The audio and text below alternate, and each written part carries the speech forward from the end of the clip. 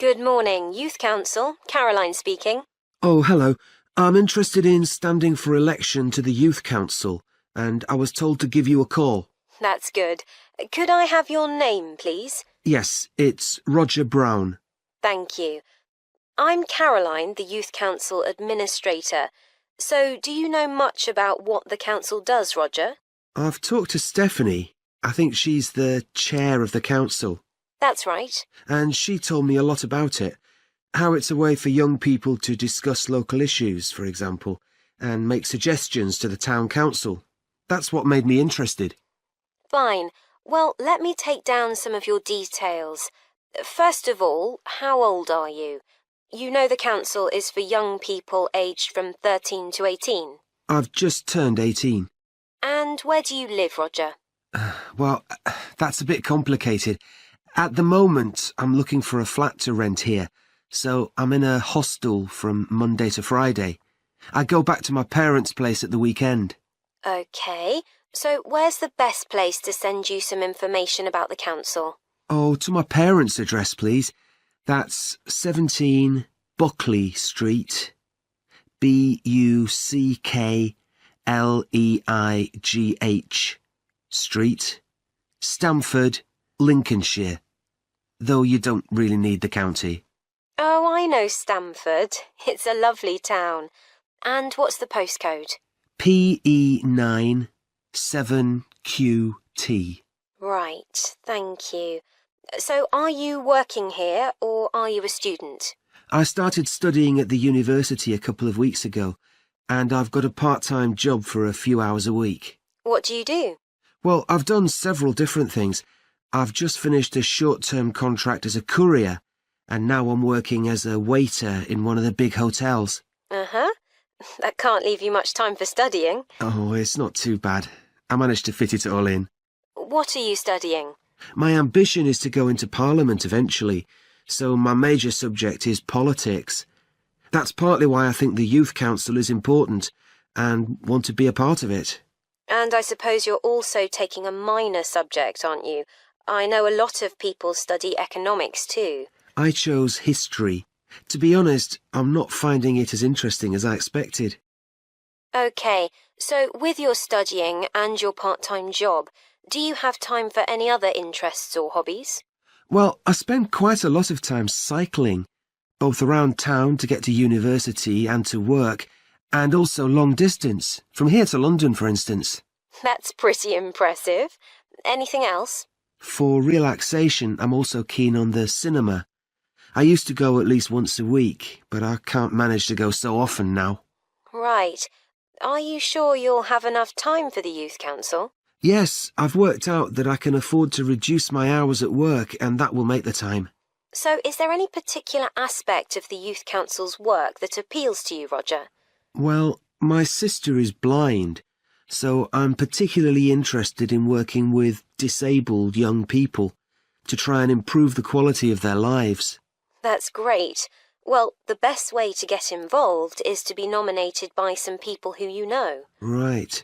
Can you tell me how to set about organising that? You should talk to Geoffrey, our elections officer. I can arrange a meeting in the council office with him, if you like. Yes, please.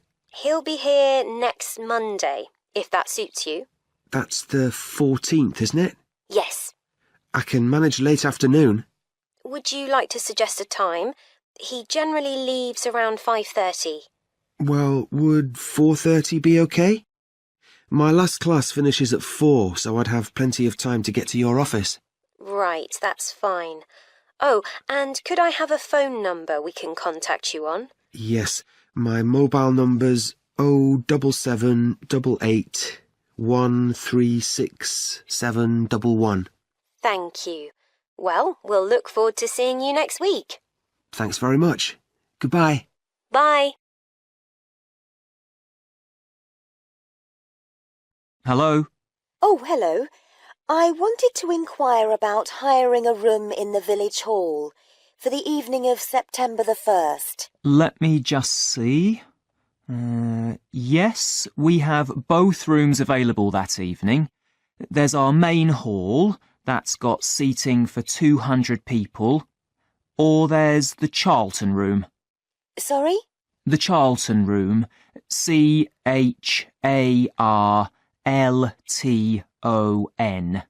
That's got seating for up to 100. Well, we're organising a dinner to raise money for a charity, and we're hoping for at least 150 people. So, I think we'll go for the main hall. How much would that cost? Let's see, you wanted it for the evening of September the 1st? Yes, that's a Saturday. So, from 6 p.m. to midnight, that'd be £115. That's the weekend price. It's £75 on weekdays. That's all right. And I have to tell you, there's also a deposit of £250, which is returnable, of course, as long as there's no damage. But we do insist that this is paid in cash. We don't take cards for that. You can pay the actual rent of the room however you like, though. Cash, credit card, cheque. Oh, well, I suppose that's okay. So, does the charge include use of tables and chairs and so on? Oh, yes. And what about parking? Yeah, that's all included. The only thing that isn't included is, you said you were organising a dinner? Yeah. Well, you'll have to pay extra for the kitchen if you want to use that. It's £25. It's got very good facilities, good quality cookers and fridges and so on. OK. Well, I suppose that's all right. We can cover the cost in our entry charges. Right, so I'll make a note of that. Now, there are just one or two things you need to think about before the event. For example, you'll have to see about getting a licence if you're planning to have any music during the meal. Oh, really? It's quite straightforward. I'll give you the details later on. And about a week or 10 days before your event, you'll need to contact the caretaker, that's Mr. Evans, to make the arrangements for entry. He'll sort that out with you. And do I give him the payment as well? No, you do that directly with me. Right. Now, is there anything I need to know about what happens during the event? Well, as you'll be aware, of course, the building is no smoking throughout. Of course. Now, are you having a band? Yes. Well, they'll have a lot of equipment, so rather than using the front door, they should park their van round the back and use the stage door there. You can open that from inside, but don't forget to lock it at the end. OK. And talking of bands, I'm sure I don't need to tell you this, but you must make sure that no one fiddles about with the black box by the fire door. That's a system that cuts in when the volume reaches a certain level. It's a legal requirement. Sure. Anyway, we want people to be able to talk to one another, so we don't want anything too loud. Oh, that reminds me. We'll be having speeches. Are there any microphones available? Yep, just let the caretaker know. He'll get those for you. Right, now, when the event is over, we do ask that the premises are left in good condition. So there's a locked cupboard, and you'll be informed of the code you need to open that. It's got all the cleaning equipment, brushes and detergent and so on. Right. So what do we need to do after everyone's gone? Sweep the floors, I suppose? Well, actually, they have to be washed, not just swept.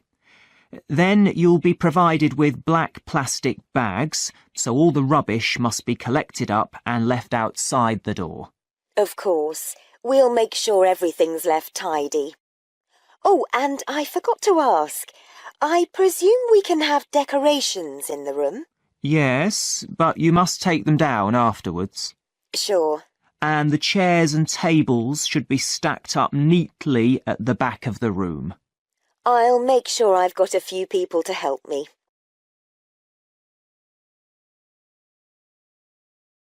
Hello, Helen. Sorry I'm late. Hi, Jeremy, no problem. Well, we'd better work out where we are on our project, I suppose. Yeah, I've looked at the drawings you've done for my story, The Forest, and I think they're brilliant. They really create the atmosphere I had in mind when I was writing it. Oh, I'm glad you like them. There are just a few suggestions I'd like to make. Go ahead.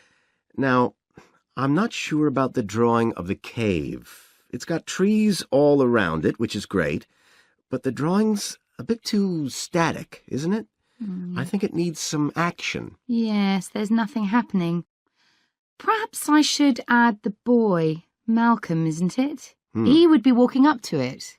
Yes, let's have Malcolm in the drawing. And what about putting in a tiger? The one that he makes friends with a bit later. Maybe it could be sitting under a tree, washing itself. And the tiger stops in the middle of what it's doing when it sees Malcolm walking past. That's a good idea. OK, I'll have a go at that. Then there's the drawing of the crowd of men and women dancing. They're just outside the forest, and there's a lot going on. That's right. You wanted them to be watching a carnival procession, but I thought it would be too crowded. Do you think it works like this? Yes, I like what you've done. The only thing is, could you add Malcolm to it without changing what's already there?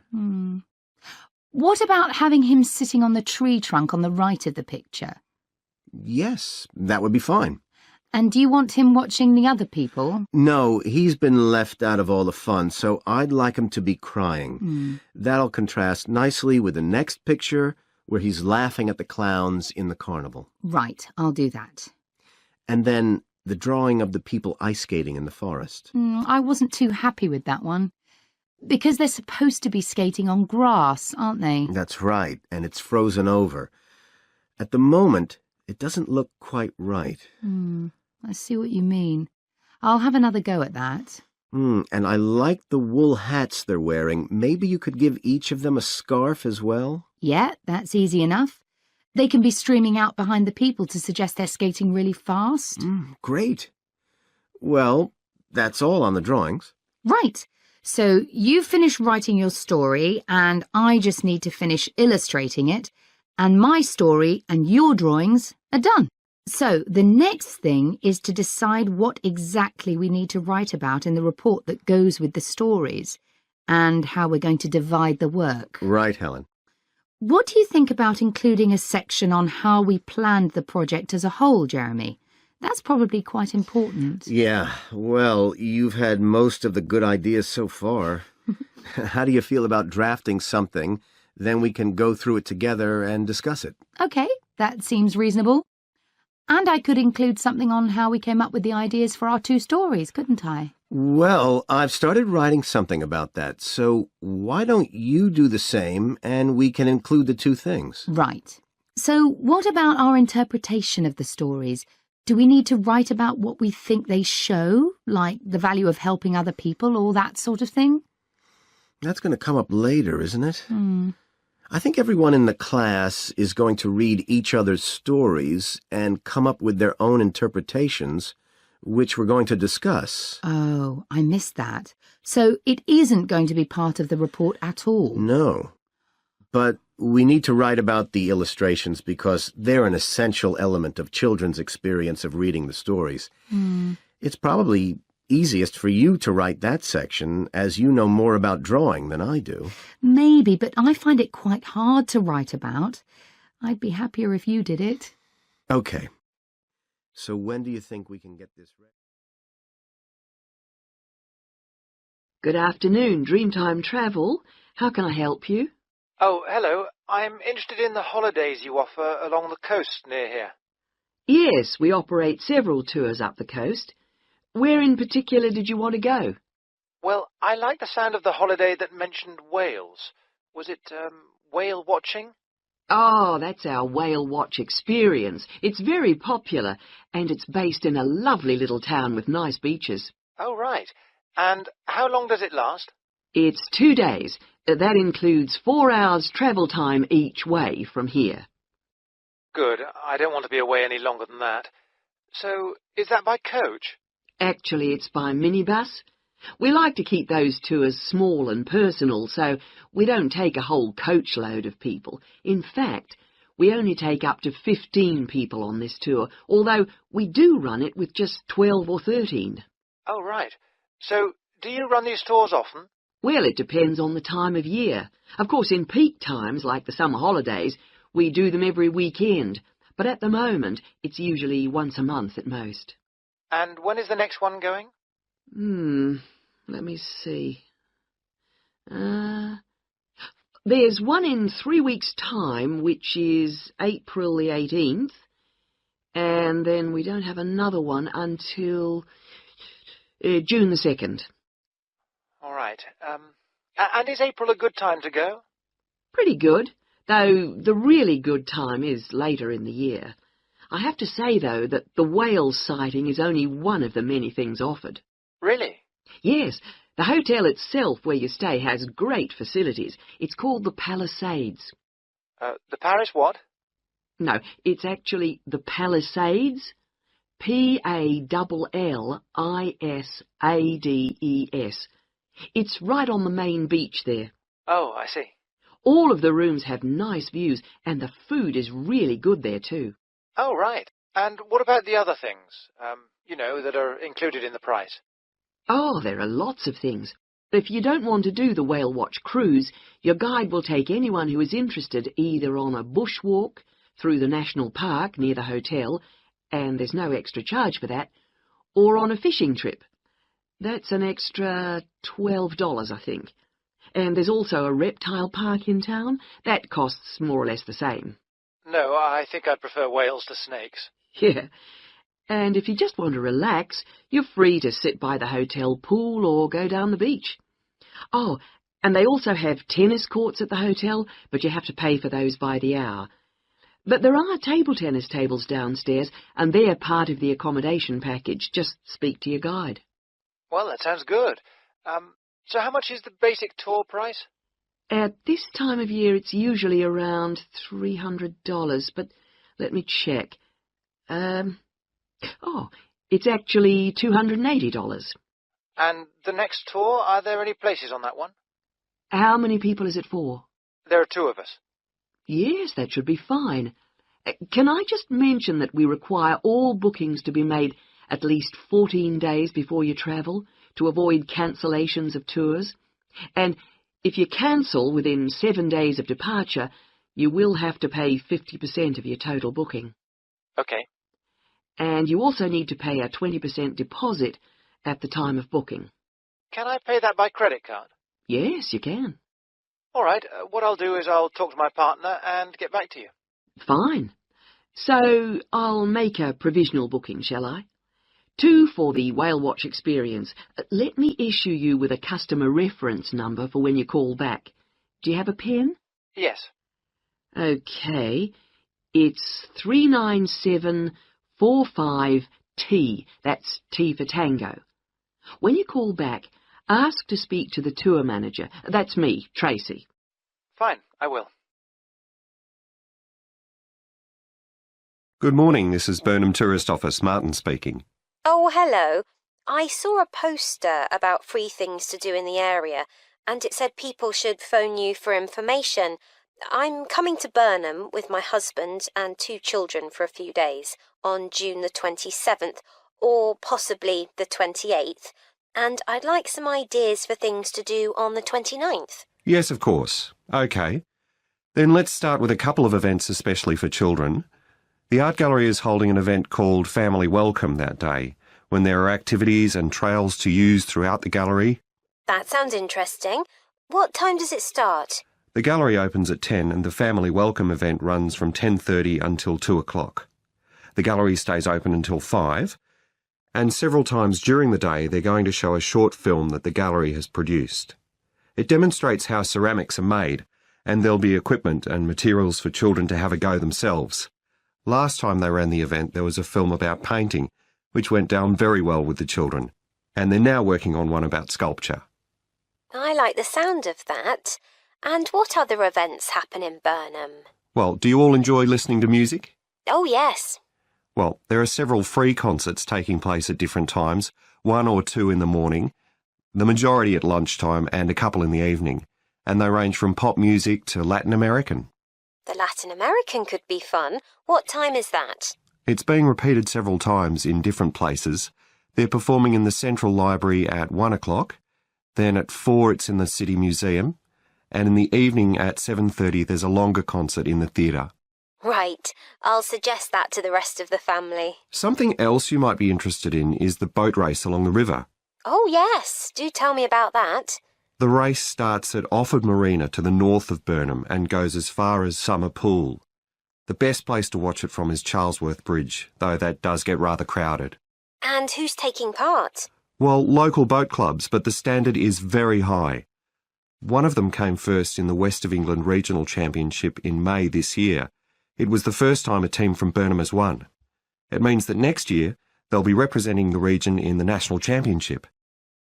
Now, I've heard something about Paxton Nature Reserve. It's a good place for spotting unusual birds, isn't it? That's right, throughout the year.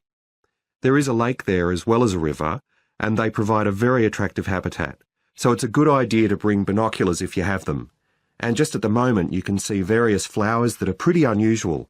The soil at Paxton isn't very common. They're looking good right now. Right.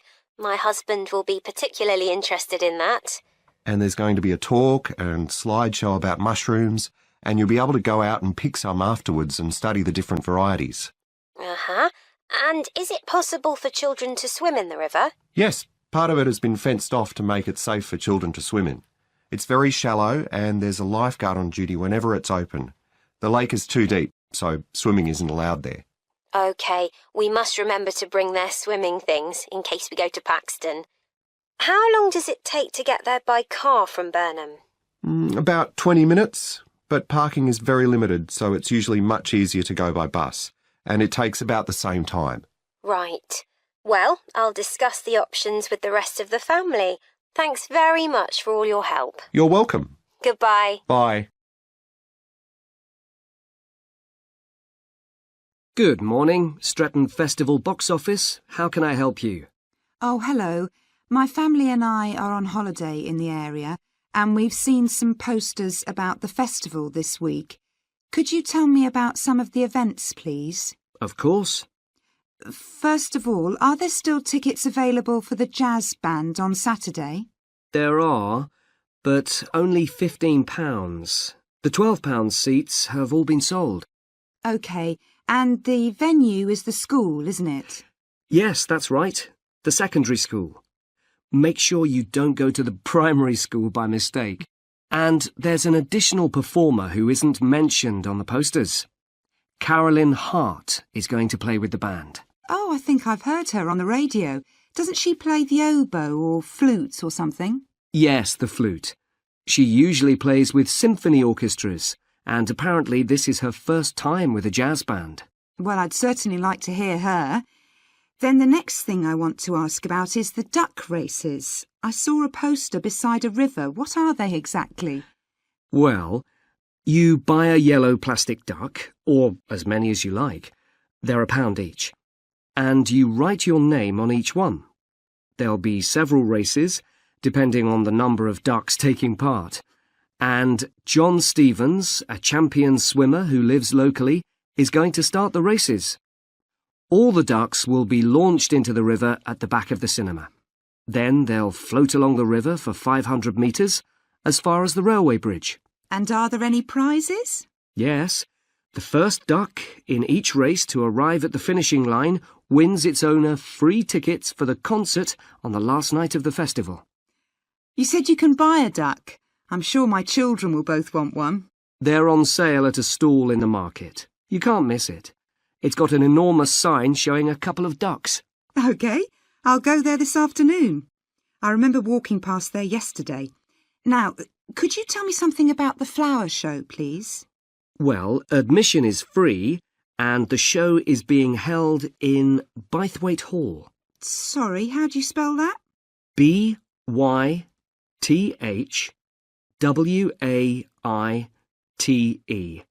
Bythwaite. Is it easy to find? I'm not very familiar with the town yet. Oh, you won't have any problem. It's right in the centre of Stretton. It's the only old building in the town, so it's easy to recognise. I know it. I presume it's open all day. Yes, but if you'd like to see the prizes being awarded for the best flowers, you'll need to be there at 5 o'clock. The prizes are being given by a famous actor, Kevin Shapless. He lives nearby and gets involved in a lot of community events. Gosh, I've seen him on TV. I'll definitely go to the prize giving. Right. I've seen a list of plays that are being performed this week, and I'd like to know which are suitable for my children and which ones my husband and I might go to. How old are your children? 5 and 7. What about The Mystery of Muldoon? That's aimed at 5 to 10-year-olds. So if I take my children, I can expect them to enjoy it more than I do? I think so. If you'd like something for yourself and your husband and leave your children with a babysitter, you might like to see Fire and Flood. It's about events that really happened in Stretton 200 years ago, and children might find it rather frightening. Oh, thanks for the warning. And finally, what about Silly Sailor? That's a comedy, and it's for young and old. In fact, it won an award in the Stretton Drama Festival a couple of months ago. OK. Well, goodbye and thanks for all the information. I'm looking forward to the festival. Goodbye. OK, Greg. So I finally managed to read the article you mentioned. The one about the study on gender in physics. About the study of college students done by Akira Miyake and his team. Yeah. I was interested that the researchers were actually a mix of psychologists and physicists. That's an unusual combination. Yeah. I got a little confused at first about which students the study was based on. They weren't actually majoring in physics. They were majoring in what's known as the STEM disciplines. That's science, technology, engineering and math. Yes, but they were all doing physics courses as part of their studies. That's correct. So, as I understood it, Miyake and co. started from the fact that women are underrepresented in introductory physics courses at college, and also that, on average, the women who do enrol on these courses perform more poorly than the men. No one really knows why this is the case. Yeah. But what the researchers wanted to find out was basically what they could do about the relatively low level of the women's results. But in order to find a solution, they needed to find out more about the nature of the problem. Right. Now, let's see if I can remember. It was that in the physics class, the female students thought the male students all assumed that women weren't any good at physics. Was that it? And they thought that the men expected them to get poor results in their tests. That's what the women thought, and that made them nervous, so they did get poor results. But actually they were wrong. No one was making any assumptions about the female students at all. Anyway, what Miyake's team did was quite simple, getting the students to do some writing before they went into the physics class. What did they call it? Values affirmation. They had to write an essay focusing on things that were significant to them, not particularly to do with the subject they were studying, but more general things like music or people who mattered to them. Right. So the idea of doing the writing is that this gets the students thinking in a positive way. And putting these thoughts into words can relax them and help them overcome the psychological factors that lead to poor performance, yeah. But what the researchers in the study hadn't expected was that this one activity raised the women's physics grades from the C to the B range. A huge change. Pity it wasn't to an A, but still. No, but it does suggest that the women were seriously underperforming beforehand in comparison with the men. Yes. Mind you, Miyake's article left out a lot of details. Like, did the students do the writing just once or several times? And had they been told why they were doing the writing? That might have affected the results. You mean, if they know the researchers thought it might help them to improve, then they just try to fulfill that expectation? Exactly. So anyway, I thought for our project we could do a similar study. but investigate whether it really was the writing activity that had that result. OK, so we could ask them to do a writing task about something completely different, something more factual, like a general knowledge topic. Maybe. Or we could have half the students doing a writing task and half doing something else, like an oral task. Or even half do the same writing task as in the original research and half do a factual writing task. Then we'd see if it really is the topic that made the difference or something else. That's it. Good. So, at our meeting with the supervisor on Monday, we can tell him we've decided on our project. We should have our aims ready by then. I suppose we need to read the original study. The article's just a summary. And there was another article I read by Smolinski. It was about her research on how women and men perform in mixed teams in class, compared with single-sex teams and on their own. Let me guess. The women were better at teamwork. That's what I expected. But actually, the men and the women got the same results, whether they were working in teams or on their own. But I guess it's not that relevant to us. What worries me, anyway, is how we're going to get everything done in the time. We'll be okay now we know what we're doing. Though I'm not clear how we assess whether the students in our experiment actually make any progress or not. No, we may need some advice on that. The main thing's to make sure we have the right size sample, not too big or too small. That shouldn't be difficult. Right, what do we need to do next? We could have a look at the timetable for the science classes, or perhaps we should just make an appointment to see one of the science professors. That'd be better. Great.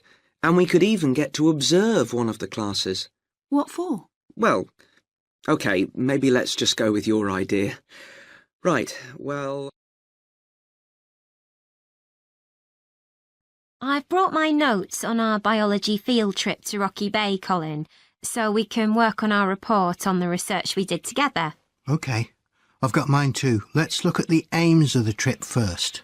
Right, what did you have? I just put something about getting experience of the different sorts of procedures used on a field trip. But we need something about what causes different organisms to choose particular habitats.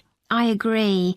And something about finding out how to protect organisms in danger of dying out. In our aims?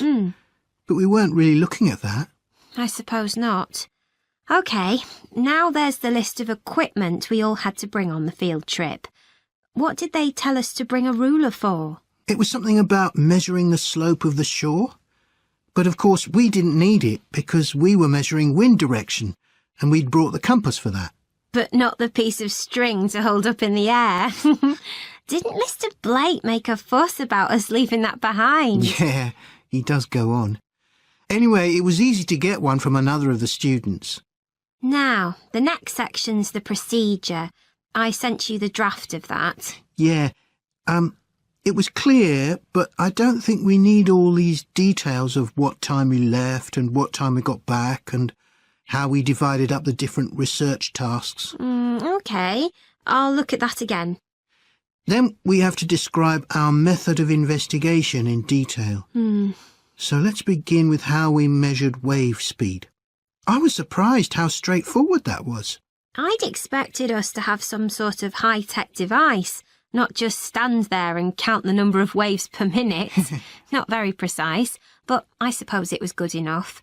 But the way we measured the amount of salt was interesting. In the water from the rock pools? Yeah. Oh, I wanted to check the chemicals we used in the lab when we analysed those samples. Was it potassium chromate and silver nitrate? That's right. OK. And we need the map of the seashore. You just left that to me. And I had to do it while the tide was low. Well, that was OK, but the place I started it from was down on the beach. Then I realised I should have gone up higher to get better visibility, so I had to start all over again. But at least I'd got the squared paper, or I'd have had problems drawing it all to scale. Yeah, it looks good. We could get a map of the region off the internet, and see if we need to make any changes? I had a look, but I couldn't find anything. But you took some pictures, didn't you? Yeah, I'll email you them if you want. OK. I'll make my amendments using those. Then I can scan it into our report. Great. Now, when we get to our findings, I thought we could divide them up into the different zones we identified on the shore and the problems organisms face in each zone. So for the highest area... The splash zone? Yeah. We found mostly those tiny shellfish that have strong, hard shells that act as protection. But not from other organisms that might eat them? Predators? No, that's not the main danger for them, but the shells prevent them from drying out because they're in the open air for most of the time. Right. And since they're exposed, they need to be able to find some sort of shelter or cover themselves up so they don't get too hot. Then in the middle and lower zones, nearer the sea, we need to discuss the effects of wave action. Yes, and how organisms develop structures to prevent themselves from being swept away or even destroyed by being smashed against the rocks. I haven't done anything on the geological changes. I don't know what to put for that. No, we weren't concentrating on that. Maybe we need to find some websites. Good idea. I've got the lecture notes from Mr. Blake's geology course, but they're too general. But we could ask him which books on our reading list might be most helpful. Right. OK. Now, I did a draft of the section of sources of possible error in our research, but I don't know if you agree. For example, the size of the sample and whether it's big enough to make any general conclusions from. But I thought actually we did have quite a big sample. We did. And our general method of observation seemed quite reliable. But we might not be all that accurate as far as the actual numbers go. Yeah, we might have missed some organisms, if they were hiding under a rock, for example. I wasn't sure about the way we described their habitats. I decided it was probably OK. Yeah, and the descriptions we gave of the smaller organisms, they weren't very detailed, but they were adequate in this context. I'm not sure we identified all the species correctly, though.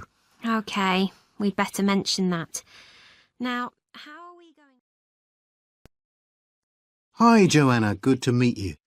Now, before we discuss your new research project, I'd like to hear something about the psychology study you did last year for your master's degree.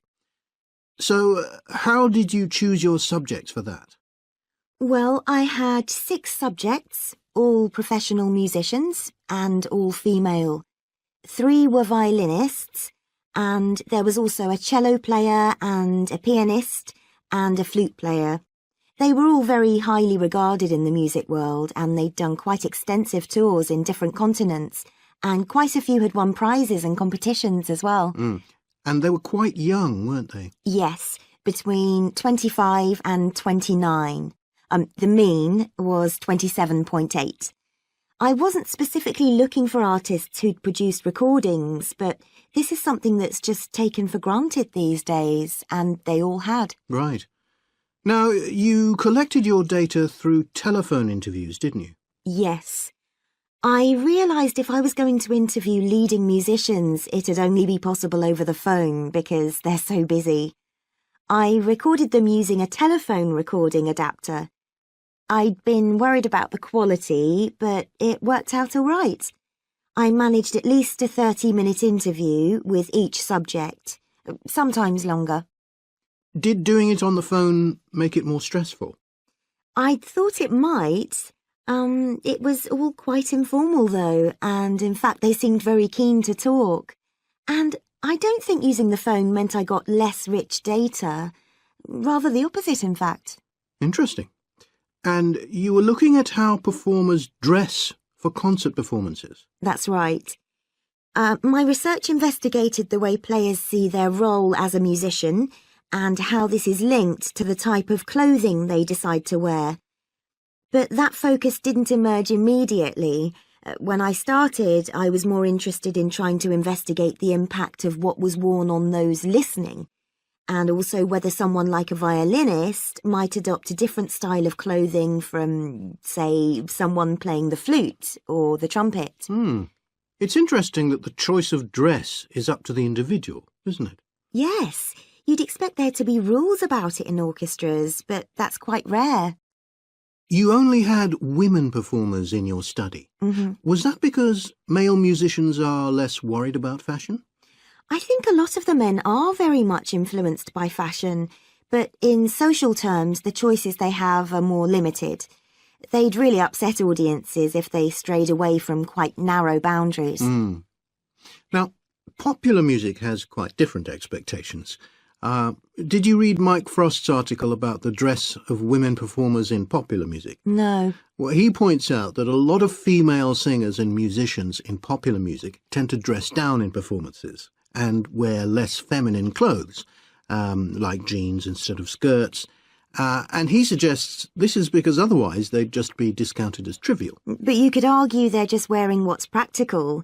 I mean, a pop music concert is usually a pretty energetic affair. Yes, he doesn't make that point, but I think you're probably right.